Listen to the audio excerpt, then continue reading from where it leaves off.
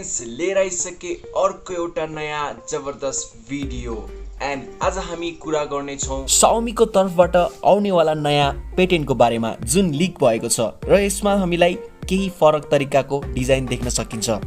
अब सबैभन्दा पहिलो यो इमेजलाई तपाई ध्यान दिएर हेर्नुहुन्छ भने यहाँ हेर्न सक्नुहुन्छ फ्रन्टमा तपाईले एकदमै कर्भ डिजाइनको साथ मतलब कि एउटा सराउन्डिङ डिस्प्ले देख्न पाउनुहुन्छ जस्तै कि Mi Mix अल्फामा तपाई देख्न सकिन्छ। तर जब तपाई यसको नेक्स्ट पिक्चर्सलाई हेर्नुहुन्छ यानी कि यसको ब्याक साइडले हेर्नुहुन्छ भने बिल्कुलै अजीब तरिकाको टेक्सचर तपाईले देख्न पाउनुहुन्छ। यहाँ पछाडी देख्न सक्नुहुन्छ एउटा सर्कुलर कटआउट देख्न सकिन्छ जसको भित्र एउटा सिंगल क्यामेरा देख्न पाउनुहुन्छ र यो जुन क्यामेरा छ यो हुनेवाला छ 108 मेगापिक्सलको साथमा ठीक त्यस्तै जुन स्यामसङको 108 मेगापिक्सलको क्यामेरा लेन्स देख्न सकिन्थ्यो त्यही लेन्स यहाँ देख्न पाउनुहुन्छ। र जस्तै कि तपाईलाई थाहा नै होला कि 108 मेगापिक्सलको जुन क्यामेरा लेन्स छ यो Xiaomi को थुप्रै फोनमा देख्न सकिन्छ जस्तै कि Mi 10 मा तपाईलाई देख्न पाउनुहुन्छ, Mi Mix अल्फामा पनि देख्न पाउनुहुन्छ र Mi Note 10 मा पनि देख्न पाउनुहुन्छ। ठीक त्यस्तै तरिकाले यहाँ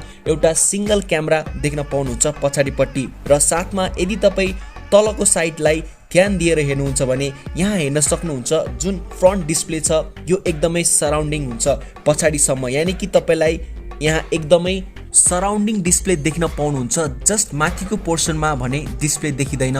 यो एकदमै युनिक डिजाइन तपाईलाई यो पाली Xiaomi को यो फोनमा देख्न पाउनुहुन्छ भने यसको नाम के हुनेवाला छ अहिलेसम्म क्लियर भएको छैन। जस्ट यो पेटेन्ट हो, सायद यो आउनेवाला दिनमा कुनै पनि स्मार्टफोनमा देख्न सकिन्छ। ठीक त्यस्तै तपाईले Mi Mix अल्फामा एउटा फरक तरिकाको डिजाइन देख्न पाउनुहुन्छ जुन स्मार्टफोन इन्डस्ट्रीलाई एकदमै हल्लाइ नै दिएको थियो। मतलब जुन सराउन्डिङ डिस्प्ले तपाईलाई Mi Mix अल्फामा देख्न सकिन्थ्यो त्यो अहिलेसम्मको कुनै पनि स्मार्टफोनमा देख्न सकिँदैन जुन एकदमै फ्युचरिस्टिक डिजाइनको साथमा तपाईले पाउनुहुन्छ। ठीक त्यस्तै तरिकाको यो पाली बाट यानी कि Xiaomi को तर्फबाट एउटा यसको स्मार्टफोन देखिन्छ जहाँ एकदमै न्यू लुक र न्यू टेक्सचरको साथ एकदमै नयाँ स्मार्टफोन यस्तो खाले देख्न पाउनुहुन्छ।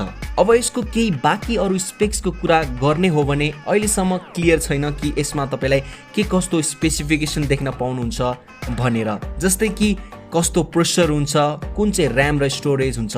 तर अहिले जुन क्लियर छ जस्तै कि यहाँ 108 मेगापिक्सलको क्यामेरा लेन्स देख्न सकिन्छ, एकदमै फुल सराउन्डिङ डिस्प्ले तलपट्टि साइडमा तपाईलाई देख्न सकिन्छ र फ्रन्ट त त्यस्तै वाटरफ्रन्ट डिस्प्लेको साथ देख्न अनि यसमा हामीलाई जहाँसम्म लाग्छ एकदमै पावरफुल तपाईलाई देख्न सकिन्छ। अभियसली लेटेस्ट स्मार्टफोन हो, लेटेस्ट प्रोसेसर त हुन्छ नै। अब हेरौँ यो स्मार्टफोन हामीलाई कति दिनमा देख्न पाउँछ किनभने यो अभियसली एउटा पेटेन्ट हो, सायद आउनेवाला दिनमा तपाईलाई देख्न सकिन्छ या सकिँदैन। अब अगाडि गएर यो सबै चीज कन्फर्म भइ नै हाल्छ। अनि तपाईलाई के लाग्छ के यो फोन लन्च हुनुपर्छ कि नाइ तपाई मलाई तल कमेन्ट्स गरेर जरुर भन्नु होला। अनि फ्रेन्ड्स यो भिडियो राम्रो लाग्यो भने मेरो च्यानललाई सब्स्क्राइब गरेर मलाई सपोर्ट पनि गर्न सक्नुहुन्छ। भेट्ने छौं अर्को नयाँ भिडियोमा। Thanks for watching.